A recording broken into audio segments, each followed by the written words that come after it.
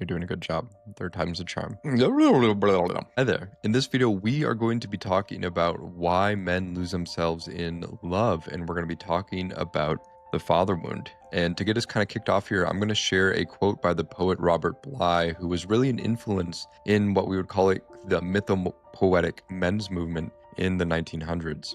And Robert Bly says in his book Iron John, when a man has not had his father's blessing, he spends his life seeking it from women. And so that quote really touches on exactly what we're going to be talking about today. And I'm also going to share a statistic that I pulled here, which is that 85% of imprisoned youth come from homes without fathers, and 85% of children with behavioral disorders share this background. Patterns that are up to 20 times higher than children with both parents present. And I want to be very clear in this as well, that whether or not we had a father in the household does or doesn't mean we have a father wound. It doesn't mean that we don't also seek approval from women. And so we'll kind of be breaking this down a little bit, but I want to be very clear before we get going here that just because we have a father that is physically present in the house does not necessarily mean that they were emotionally present. There are two forms of abandonment. There is physical abandonment, and then there's also emotional abandonment. And emotional abandonment can occur when there's still physical proximity to someone in our life, to the father, but they aren't emotionally present. And as children, we do have needs to connect with our caregivers. We have needs to connect with our fathers. And if they're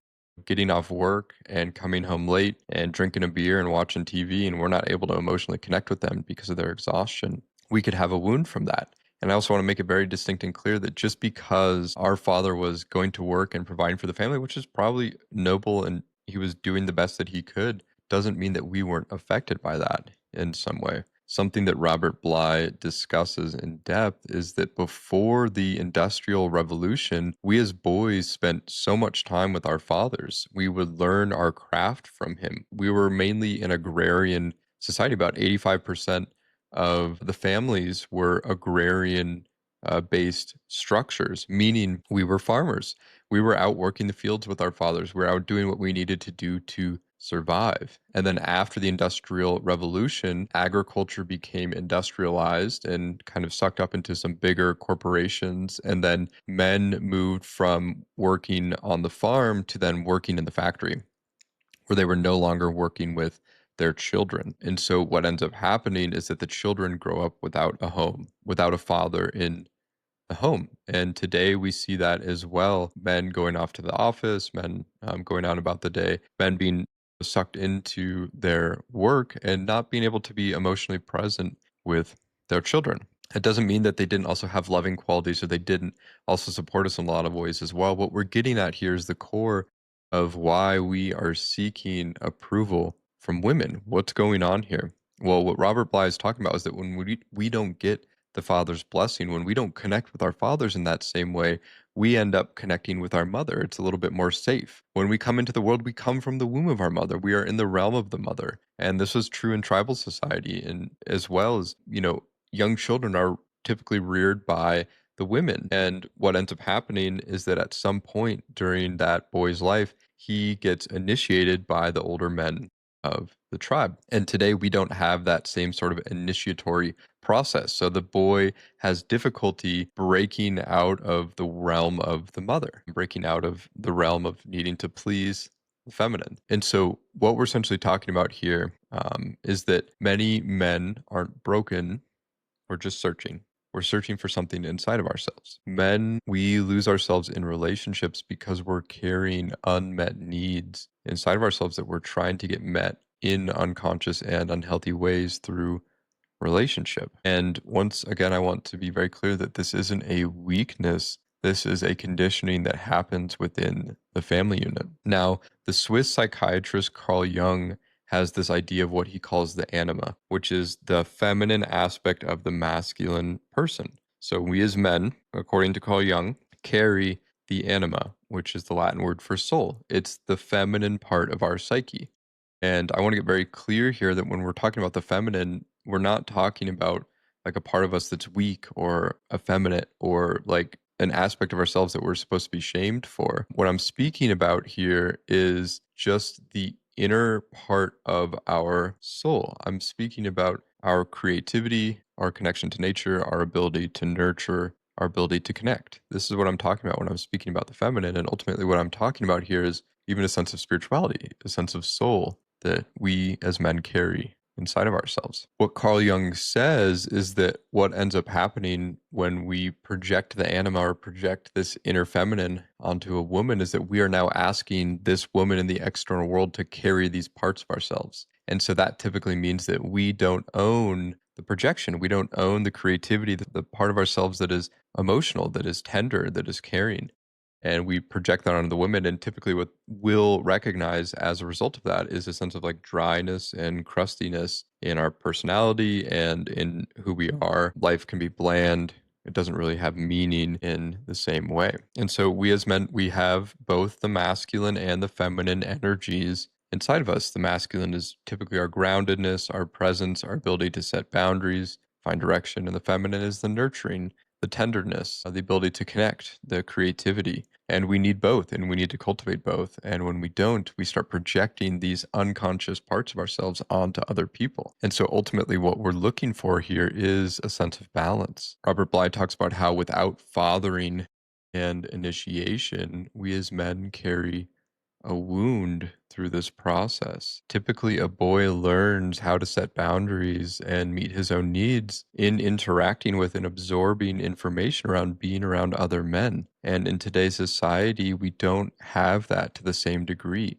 We're typically around other people of our same generation, but we're not interacting with generations above or below us as much. And so we don't have that same ability to find out from other men who've been through the process how we're supposed to go about doing this. And Robert Bly essentially calls this aspect of our society the father hunger, that we as men are seeking the father and we're looking for it in very unconscious and destructive ways. And this also kind of leads into this idea of like just being the nice guy, being the people pleaser. And essentially where this comes from is through childhood conditioning. As children, Gabor Mate will say consistently that our need for authenticity is less than our need for connection. Our need for acceptance is greater than the need for authenticity. So, what we end up doing is we start sacrificing parts of ourselves to meet somebody else's needs so that we can meet our own. And this behavior pattern starts kicking through in later life. And how this shows up in a modern sense is through seeking validation through romantic partners, getting so sucked into a relationship that we lose hobbies or friendships, that we don't connect with other people outside of the relationship.